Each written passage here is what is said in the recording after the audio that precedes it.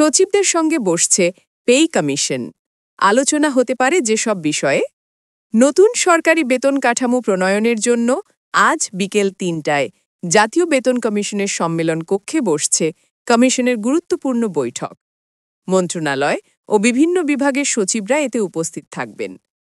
দেশের সরকারি, অর্ধসরকারি, স্বায়ত্তশাসিত সংস্থা, রাষ্ট্রায়ত্ত ব্যাংক, আর্থিক প্রতিষ্ঠান, মঞ্জুরিপ্রাপ্ত বিশ্ববিদ্যালয় এবং শিল্প প্রতিষ্ঠানে কর্মকর্তা-কর্মচারীদের বেতন ভাতা ও সুবিধা পর্যালোচনা করেই তৈরি করা হবে নতুন পে স্কেলের সুপারিশ। বৈঠকে সভাপতিত্ব করবেন জাতীয় বেতন কমিশন ২০২৫-এর চেয়ারম্যান জাকির আহমেদ খান।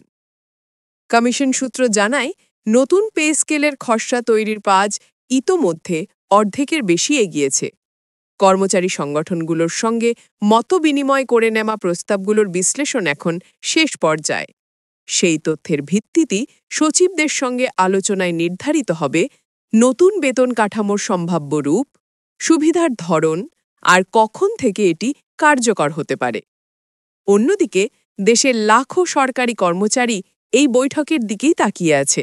তাদের প্রত্যাশা, এই বৈঠকের পরেই প্রকাশ পাবে চূড়ান্ত সুপারিশ। এদিকে কর্মচারী নেতারা কমিশনকে ৩০ নভেম্বরের মধ্যে সুপারিশ জমা দেওয়ার আলটিমেটাম দিয়েছেন।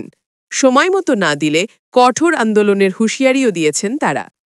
নতুন পে স্কেল বাস্তবায়নের দাবিতে আগামী ৫ ডিসেম্বর ঢাকায় মহাসমাবেশের প্রস্তুতিও চলছে জোরে সোরে।